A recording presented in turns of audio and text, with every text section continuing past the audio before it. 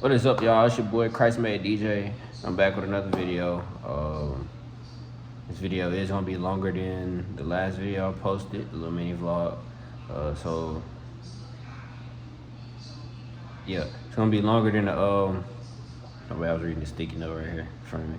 But anyways, this video is gonna be longer than the last video I posted, and I'm gonna be reading a reflection I wrote on Proverbs chapter 23, verse 7.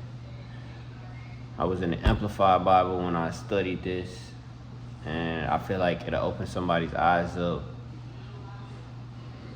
to a new perspective, and it might just correlate with what somebody went through in the past or before, and give you a new understanding about this.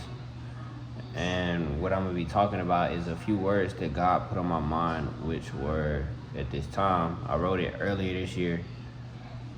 And the words that God put on my mind about it, about Proverbs chapter 23, verse 7, was current bondage versus future prosperity, deception versus discernment, and manipulation. So yeah. Without further ado, I'm gonna get into it, and I'm finna start reading. Make sure y'all like, comment, subscribe, hit that bell, and share with somebody you might think this video will help them with. You might think it'll help them in life or whatever they're going through. Just share it. It might be insightful to them just because. You never know. But yeah, I appreciate the support. But I'm finna get into it. So Proverbs chapter 23, verse 7, in the Amplified translation or Amplified version. For as he thinks in his heart, so is he in behavior, one who manipulates. He says to you, eat and drink, yet his heart is not with you, but begrudging the cost. As I read this verse, God began to put words on my mind like current bondage versus future prosperity, deception versus discernment, and manipulation. My core thoughts on this verse came from reading the whole chapter before and after verse 7 to get more context and understanding. But now I am about to break it down, starting with core thought number 1. What's in the heart will show up. Whatever a person thinks in their heart eventually is going to come out in their actions, decisions, or emotions. A phrase to go with that is a person's words can say one thing, but their heart tells the truth. That's why this passage stood out to me, because it not only deals with the heart, but it also points to deception. He says to you, eat and drink, yet his heart is not with you, but begrudging the cost. On the surface, it looks generous, but underneath, something else is happening. I went back and did research on the word begrudge, and it meant envy and jealousy. Not just jealousy, but it also means holding something against someone, feeling like they don't deserve what they have, or believing you deserve it instead. So when someone begrudges the cost, it means they give outwardly, but inwardly they resent it. Their heart is not aligned with their actions, and this also points back to deception. That brought me to my next thought, which would be thought number 2, deception versus discernment. Another word God gave me that is a synonym for deception is manipulation, but manipulation is deception.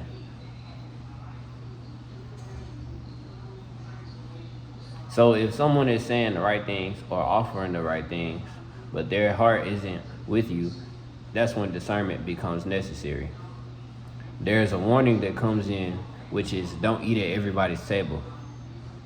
And I also heard in a song called Evidence by Christian rap artist Caleb Gordon, where he said something that stood out and connected to verse 7. He said, they say you get the sweetest juice from the darkest berry, but take heed what you eat or your life gonna be short like February.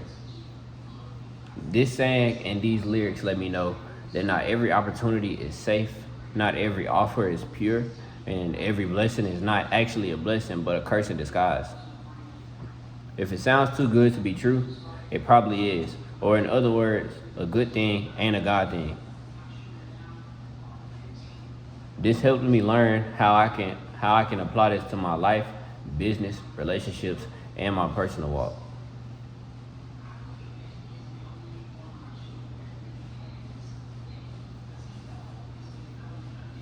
Now I can, I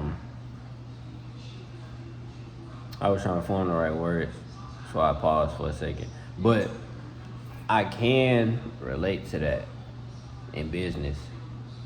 There was a partnership I was gonna go into one time. I was in San Antonio when a partner of mine referred somebody to me. They were gonna be a new client that I took on to do a website for.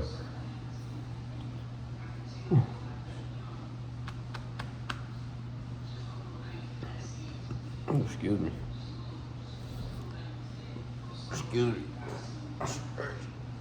Yeah, that was a new client I was gonna take on that a partner referred to me. Price was right. They was gonna pay me the money and all that, but that wasn't who I was supposed to be taking on as a client at that time. And then another client came and paid double what the first client was gonna pay. Everything lined up right, except for her attitude. I couldn't do it. It was about her attitude, the way that her attitude was on the phone. I could tell she was gonna be a hassle and a pain in the butt, so I had to, yeah. I'm sorry, but I'm gonna go another direction. Yeah, I wish you the best in your endeavors. And yeah, I moved on, and the next second got a call, and it's another client, and yeah, I got paid. Took them on and did their website. But I'm gonna get back to this. So for me, I can take things to God in prayer and wait on His reply. But sometimes if I don't hear anything, I feel like it's because He gave me discernment. He already set it up, or I already know He is going into whatever situation or environment with me. And by me knowing that I have to make sure I'm not only listening to words, getting flattered by words, or getting pulled in by appearances. Because deception doesn't usually look evil, it looks appealing. Verses 1-7 gave me a bigger context to help everything become more clear, starting with verses 1-3. When you sit down to dine with a ruler, consider carefully what is set before you. For you will put a knife to your throat if you are a man of great appetite. Do not desire his delicacies, for it is deceptive food offered to you with questionable motives. These verses highlight a warning that indicates having a great appetite can make you careless. Desire can make you blind, and what looks good can be bait. Verses 4-6. Do not weary yourself with the overwhelming desire to gain wealth. Cease from your own understanding of it. When you set your eyes on wealth, it is suddenly gone. For wealth certainly makes itself wings like an eagle that flies to the heavens. Do not eat the bread of a selfish man or desire his delicacies. This ties back to discernment because this is where your focus is. And if you're blind to the truth, you will never see the lie. This also tells us to be careful of what we set our sights on and teaches that we should see past the surface and judge what's operating underneath. But it also connects to my third thought and poses questions that come from Matthew chapter 16, verse 26. For what will it profit a man if he gains the whole world? By world, that means wealth, fame, and success, but forfeits his soul. Or what will a man give in exchange for his soul? Verse 7, the key verse. For as he thinks in his heart, so is he in behavior, one who manipulates. He says to you, eat and drink, yet his heart is not with you, but begrudging the cost. Then verse 8 says, the morsel which you have eaten, you will vomit up, and you will waste your compliments. This verse is telling us that it won't sit right, it won't last, and you'll regret accepting it. Thought number 3 is current bondage versus future prosperity. These words came to me as I read verses 4-6. Do not weary yourself with the overwhelming desire to gain wealth. Cease from your own understanding of it. When you set your eyes on wealth, it is suddenly gone. For wealth certainly makes itself wings like an eagle that flies to the heavens. Do not eat the bread of a selfish man or desire his delicacies, which made me think current bondage can look like selling your soul to gain the world, compromising for quick gain. Also, accepting deceptive offers for temporary benefit. And that's when Matthew chapter 16, verse 26 came to mind. Future prosperity looks like discipline, wisdom, godly choices, and honor. This came as I read verses 9 through 26. Do not speak in the...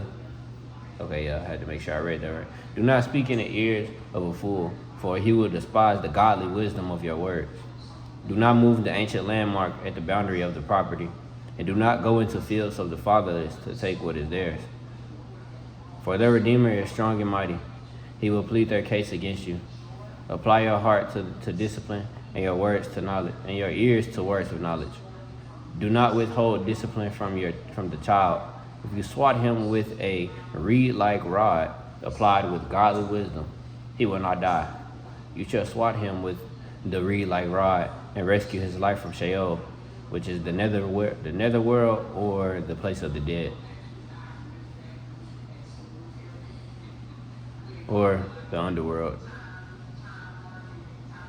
But my son, if your heart is wise, my heart will also be glad. Yes, my heart will rejoice when your lips speak right things. Do not let your heart envy sinners who live godless lives and have no hope of salvation, but continue to live in a reverent, worshipful fear of the Lord day by day. Surely there is a future and a reward, and your hope and expectation will not be cut off. Listen, my son, and be wise, and direct your heart in the way of the Lord. Do not associate with heavy drinkers of wine or with gluttonous eaters of meat. For the heavy drinker and the glutton will come to poverty, and the drowsiness of overindulgence will clothe one with rags. Listen to your father who sired you, and do not despise your mother when she is old. Buy truth, and do not sell it. Get wisdom and instruction and understanding. The father of the righteous will greatly rejoice, and he who sires a wise child will have joy in him. Let your father and your mother be glad, and let her who gave birth to you rejoice in your wise and godly choices. My son, give me your heart, and let your eyes delight in my ways. But these verses also stood out to me because they talk about guarding wisdom. These verses also stood out to me because they talk about guarding wisdom, not stealing from the fatherless, and honoring boundaries, instruction, listening, God defending the vulnerable, discipline rescuing life, and wisdom bringing joy to your parents. And bringing joy to your parents brought me to thought number 4. Thought number 4 is where future prosperity is really explained, and it comes through honoring parents. In verses 22 to 25, listen to your father who sired you, and do not despise your mother when she is old. Buy truth and do not sell it. Get wisdom and instruction and understanding. The father of the righteous will greatly rejoice, and he who sires a wise child will have joy in him. Let your father and your mother be glad, and let her who gave birth to you rejoice in your wise and godly choices. That's honor, legacy, and long-term blessing. This also talks about making the right decisions, the right godly choices, and by doing these things, your parents will be honored through your life. A warning comes in verses 20 and 21. Do not associate with heavy drinkers of wine or with gluttonous eaters of meat. For the heavy drinker and the glutton will come to poverty, and the drowsiness of overindulgence will clothe one with rags. And in verses 27 through 35, for a prostitute is a deep pit, and an immoral woman is a narrow well. She lurks and lies in wait like a robber who waits for prey, and she increases the faithless among men. Who has woe? Who has sorrow? Who has strife? Who has complaining? who has wounds without cause, whose eyes are red and dim. Those who linger over wine, those who go to taste mixed wine. Do not look at wine when it is red, when it sparkles in the glass, when it goes down smoothly. At the last, it bites like a serpent and stings like a viper. Your drunken eyes will see strange things, and your mind will utter perverse things, untrue things, twisted things, and you will be as unsteady as one who lies down in the middle of the sea, and as vulnerable to disaster as one who lies down on the top of a ship's mast, saying, "They struck me, but I was not hurt. They beat me, but I did not feel it. When will I wake up? I will seek more wine."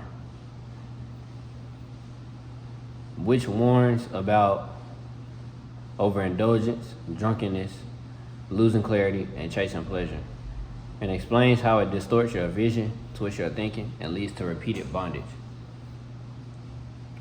In 1 Peter chapter 5, verse 8, it tells us, "Be sober, well-balanced, and self-disciplined. Be alert and cautious at all times. The enemy of yours, the devil, prowls around like a roaring lion, fiercely hungry, seeking someone to devour." In 1 Corinthians chapter 6, verse 18 says, "Run away from sexual immorality in any form, whether thought or behavior, whether visual or written. Every other sin that a man commits is outside the body, but the one who is sexually immoral sins. The one who is sexually immoral sins against his own body." Ties into Proverbs 23. So we won't fall into sin and be stuck in a trap. When it says, "For a prostitute is a deep pit, and an immoral woman is a narrow well. And when will I wake up? I will seek more wine." In verse 27 and verse 35, that's the cycle and trap if you don't follow godly instructions or run away from sin. My final understanding of this chapter, when I look at this whole thing together, comes down to deception versus discernment, current bondage versus future prosperity, words versus heart, and acceptance versus truth. And it all centers around Proverbs chapter 23, verse 7. "For as he thinks in his heart, so is he in behavior, one who manipulates. He says to you, 'Eat and drink,' yet his heart is not with you, but it is begrudging the cost." That's the warning, lesson, and discernment. And that's how I'm seeing it right now. So, yeah, that's all I got.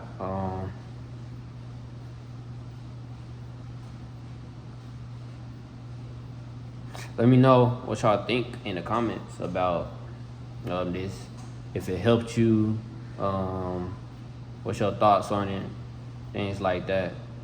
And if y'all want to see more content like that, like this, also type that in the comments as well. And don't forget to like, subscribe, comment, hit that bell, turn on post notifications so you can get every notification when I post, when I drop a video. And yeah, I thank y'all for the support.